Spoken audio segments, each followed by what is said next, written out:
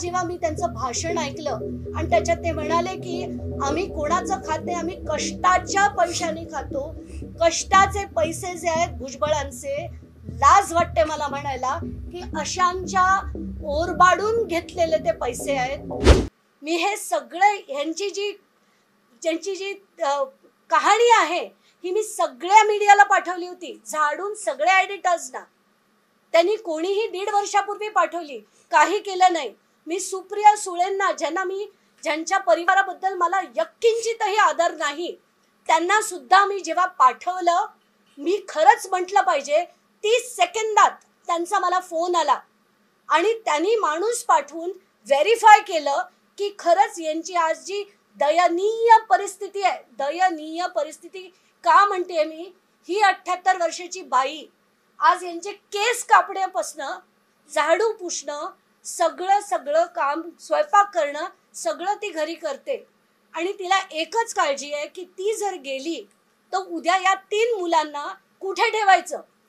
म्हणून मी अक्षरशः कधी पाऊल ठेवलं नसतं अशा वायबी चव्हाणमध्ये गेले, तिथे आमच्या बैठका झाल्या, पण ते निर्दयी लोक जे आहेत, समीर भुजबळ, हे प्रत्येक बैठकीला तिथे यायचे। ह्यांची परिस्थिती त्यांना नवीन नाहीये, कारण ते ओळखतात त्या परिवाराला। त्यांनी हो हो हो हो केलं।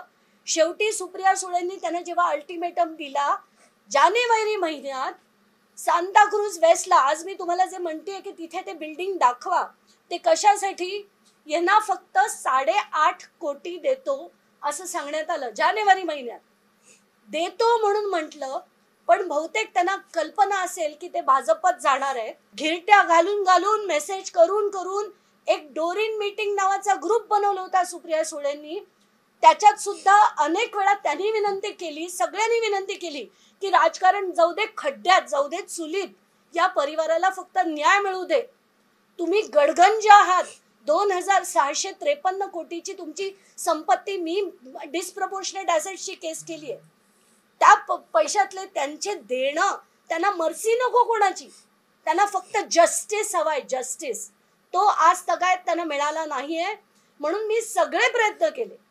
त्यांनी जानेवारीपासनं पुढे करतो सांगितलं, मे का जून महिन्यात भाजपत गेले आणि तेव्हापासनं कंप्लीट बंद झाला हा विषय। आता मध्ये काही काळापूर्वी ते म्हणाले की दिवाळीच्या आधी समीर भुजबळांना पैसे द्यायचे। मग परत एका शुक्रवारी मला मेसेज येतो की ईडीने ती प्रॉपर्टी पेपरवर जप्त केली आहे, त्यामुळे वी कॅनॉट गिव्ह देम। मी म्हटलं तुम्ही कसे नाही देऊ शकत, ईडीने जरी ती प्रॉपर्टी जप्त केली आहे, यांची तर ती प्रॉपर्टी ओरिजिनली आहे। तो फर्स्ट अग्रीमेंटचं जे कन्सिडरेशन आहे that has got nothing to do with ED attachment. म्हणून मी त्यांना परत सांगितलं, तरीही त्या युजलेस लोकांनी आज तगायत यांना 1-1.5 दमडी दिलेली नाही। मला दुसरं कळत नव्हतं काय करावं, म्हणून मी 6 तारखेला फडणवीसांना मेसेज पाठवला की यांचं मला तुमची भेट हवी आहे आणि यांना घेऊन मला जायचंय। म्हणून 7 तारखेला यांना घेऊन मी त्यांच्या घरी पोचले। त्यांचा जो दुसरा बंगला आहे मेघदूत बंगल्यावर पोचलो, त्यांची भेट घडवली, त्यांना दाखवलं की यांची दयनीय परिस्थिती आहे। या बाईला वाटतंय की जर माझं काही बरं वाईट झालं तर या मुलांचं काय होणार, त्यांना कुठे ठेवणार आणि कोण काळजी घेणार। बहुतेक भुजबळांच्या कुटुंबाला वाटत असेल, ते वाट बघत असतील की ही गेली की ही 3 मुलं तर कधी लढू शकणार नाहीयेत, त्याचीच वाट बहुतेक ते बघत असावे। म्हणून आज मला शेवटी ही का घ्यायला लागली, काल जेव्हा मी त्यांचं भाषण ऐकलं आणि त्याच्यात ते म्हणाले की आम्ही कोणाचं खात नाही, आम्ही कष्टाच्या पैशाने खातो, कष्टाचे पैसे जे आहेत भुजबळांचे, लाज वाटते मला म्हणायला की अशांच्या ओरबाडून घेतलेले ते पैसे आहेत। आज पण मला फडणवीसांना, एकनाथ शिंदेना, अजित पवारांना विनंती आहे माझी, मला राजकारण करायचं नाही, मी ते केव्हाच सोडून दिलंय। मला कालपासनं मी जेव्हा ट्विट केलं तेव्हापासनं अनेक जणांनी ट्रोल केलं की तुम्ही सुपारी घेतलीत का, तसले धंदे आम्ही करत नाही। पण आम्ही सगळे चॅनल्स केले, सगळे, त्यांच्या अक्षरशः ज्या लोकांना मी कधीही उभं केलं नसतं अशा लोकांच्या घरी जाऊन त्यांच्या वायबी चव्हाणमध्ये जाऊन सुद्धा मी विनंती केली की यांना त्यांचे पैसे मिळावे. तर आज मी या तिन्ही मुख्यमंत्री आणि 2 उपमुख्यमंत्र्यांना माझं आव्हान आहे की येत्या 48 तासात तुम्ही आमच्याकडनं सगळे पेपर बघा, सगळे पेपर त्या यांच्या नावावर आहेत की नाही, त्यांनी केलेली अग्रीमेंट तपासा आणि जे मी म्हणते ते तंतोतंत खरं असेल तर 48 तासात जर तुम्ही भुजबळांनी यांचे पैसे दिलेत तर मी स्वतः जाऊन त्यांचे आभार मानेन, मी स्वतः जाऊन भुजबळांचे आभार मानेन. पण जर त्यांनी केलं नाही तर तुम्हाला जी ताकद लावायची आहे लावा. मी आणि हा परिवार सोमवारी सकाळी 9 ते संध्याकाळी 6 आम्ही त्यांच्या घराच्या बाहेर जाऊन कुठलंही आंदोलन करणार नाही, कुठलीही बोंबाबोंब करणार नाही. आम्हाला तमाशे करायचे नाही आहेत, आम्हाला फक्त या लोकांना न्याय मिळवून द्यायचा आहे.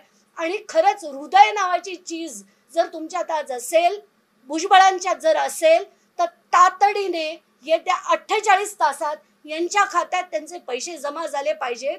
नाहीतर मला जे करायचंय जे मी म्हटलं सोमवारपासून 9 ते 6 मी त्या बिल्डिंगच्या बाहेर चुपचापपणे जाऊन आम्ही सगळे 5 जण बसणार आहोत. आणि परत मी सांगतेय, कष्टाचे पैसे जर अंगेना, पण माझं आव्हान आहे की आज जे तुम्हाला म्हणालेत ना तुम्ही सासरचं खाता, अरे ते खातात का नाही खात मला माहित नाही. त्या आंदोलनात मला पडायचं नाही, राजकारणात मला पडायचं नाही, मला फक्त न्याय हवा ह्यांचा. आणि काल फक्त ते जे म्हणाले ना त्यांनी जी डोक्यात तिडक गेली होती म्हणून मी आज ही प्रेस कॉन्फरन्स घेतली आहे, माझ्या घरी घेतली आहे. मला तिथे नेऊन मीडियाला फक्त ते बिल्डिंग दाखवायचं होतं की छोटा बंगला कसा होता आणि आता ते बिल्डिंग आलेलं ते कसं आहे. महाराष्ट्रातील सर्व बातम्यांचे विश्वासार्ह व्यासपीठ, सकाळच्या सर्व सोशल मीडिया प्लॅटफॉर्मला लाईक, फॉलो आणि सबस्क्राईब करा. तसंच सर्व नोटिफिकेशनसाठी बेल आयकॉन प्रेस करायला विसरू नका.